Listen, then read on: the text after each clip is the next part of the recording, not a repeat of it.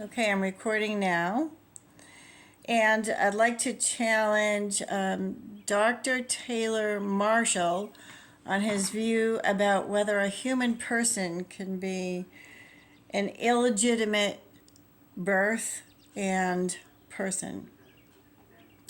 So, according to my spiritual directors in the Catholic Church, there is no such thing as an illegitimate child. There's no such thing as an illegitimate person. I mean, that's just common sense. You'd have to be a malicious person to suggest otherwise. No child born is anything less than legitimate. And you can't say that you are pro-life and against abortion, or you can't, in order to say that you're pro-life, you can't just be pro-life for the lives that are in utero. So, to suggest that children in the womb are innocent because they're in danger of abortion, but then when they're born, they're slaves of Satan, is absurd.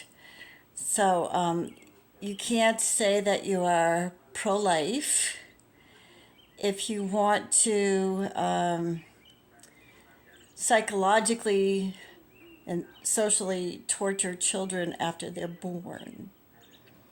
To lay this type of a complex on a human person and throw them out of your churches or synagogues, or people, alienate them from the people of God because of the parental circumstances, shows you up to be not a pro-life, not an agent of pro-life. And all you're doing is postponing your condemnation of what you call innocent children when they're in the womb, who are no longer innocent once they're born because their souls were squeezed out through the birth canal. I mean, this is just made up by haters in the Catholic Church that Satan has planted. And the term legitimate child or illegitimate child has no place in God's kingdom.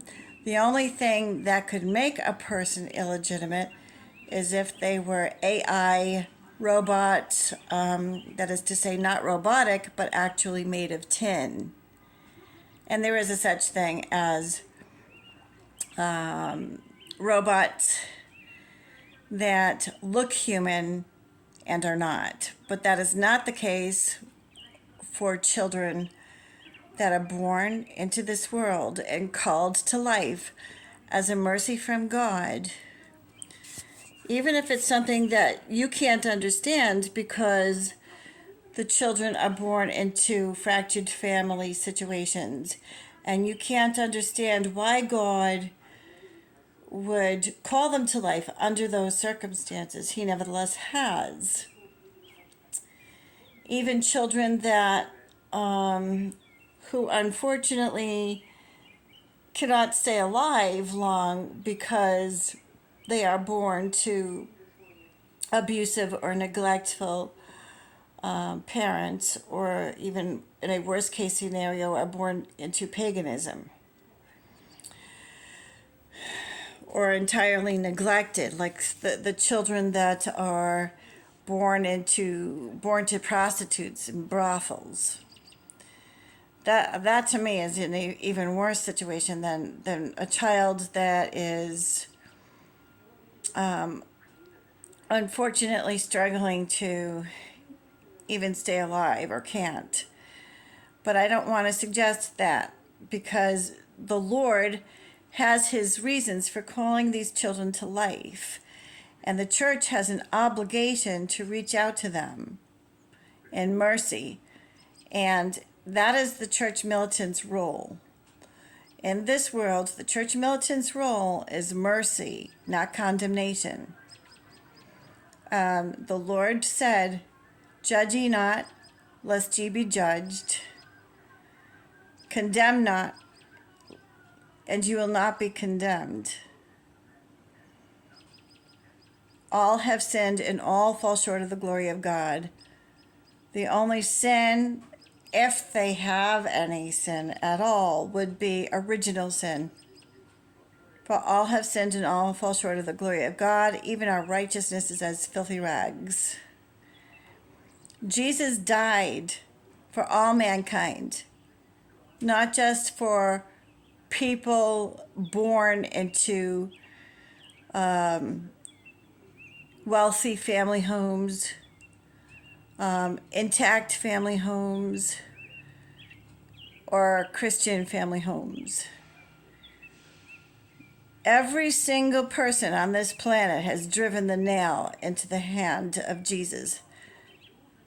Not a one is exempt, and Jesus Christ died for all, so that all may be free, and all may receive God's grace through Christ. And you're giving this message to children, deliberately driving them out of God's family, even after they've been baptized and confirmed, and you're telling them that they're illegitimate because of their parental circumstances. That God doesn't love them, that they're not even real people, and they can't possibly matter to God's family.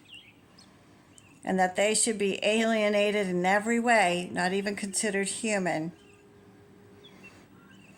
You've driven people like my stepchild to hang herself from the highest tree.